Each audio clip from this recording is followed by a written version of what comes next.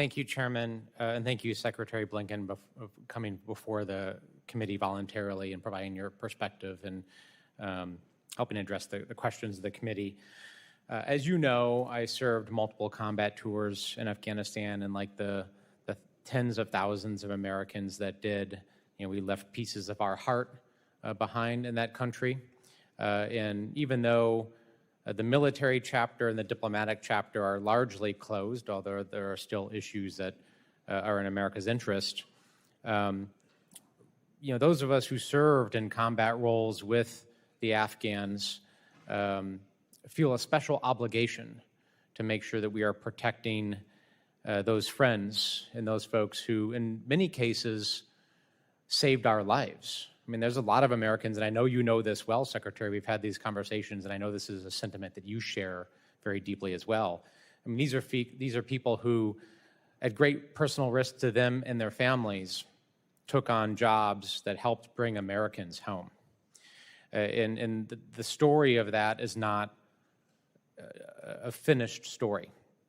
So with that in mind, I would love to hear from you. Can you speak to the number of currently eligible SIV Afghans who are in that country? How many do we think are still there? And what are we doing to help get them out? What does the pipeline look like? And what more do we need to do? Thank you very much, and thank you for your enduring commitment to this. So we have right now about 63,000 SIV applicants who are in the so-called pre-chief of mission phase. That is, they've expressed interest, they've started to compile the necessary documentation. We believe, based on experience, that roughly 20% will become fully documented. That's 20% of 63,000. There are 54,000 who are actually at the chief of mission phase right now.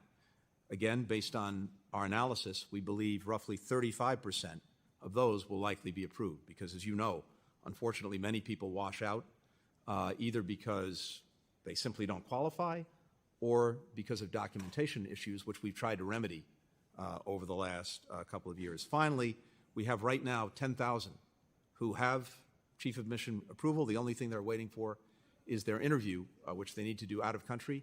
Of those 10,000, about 9,000 are in Afghanistan. We have 6 flights a week now that are going out of Afghanistan to different places. And so we're working expeditiously to move people out, finish the process with an interview, and then get them on to the United States. That's roughly the current population. And I know these averages change, but can you give me a snapshot of a typical month? How many folks are we getting out of Afghanistan? We're working to get roughly 1,000 a week. Okay. And at the current rate, I worked with House leadership to get 12,000 additional visas authorized earlier this year. At the current burn rate, when do we run out of authorization? And I obviously will make a pitch to my colleagues here to join our effort to push for 20,000 additional visas in the next appropriation, which we're advocating. We need that. We will run out of our of the allotment we have. That's the basis for our support for getting another 20,000. When do you think we're going to run out? Let me come back to you with the exact time based on our most recent analysis. Okay. The last piece is the State Department did a pretty extensive and thorough after-action review. There was a classified version of that, a public version of that. I've spent a lot of time reviewing both documents, and as a result of that, I have introduced legislation, the Crisis Act, to help codify some of the changes.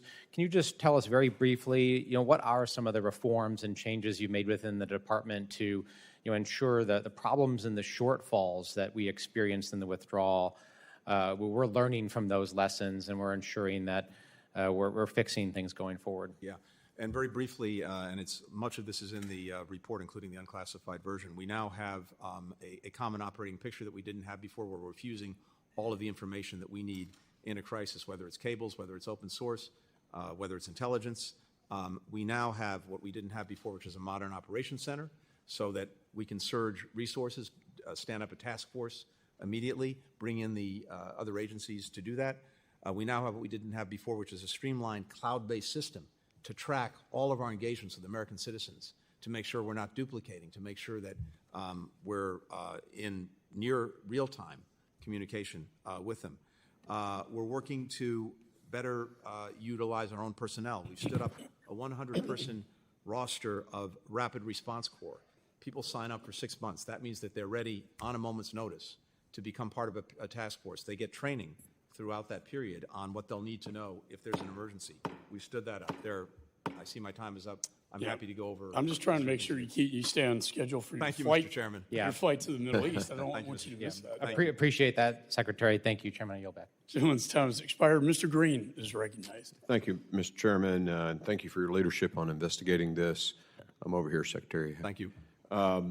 This catastrophic withdrawal, and I want to thank you, Secretary Blinken, for attending today. I'm going to preface my comments with something very similar to what the chairman prefaced his comments with. We've worked well together on nearshoring and stuff.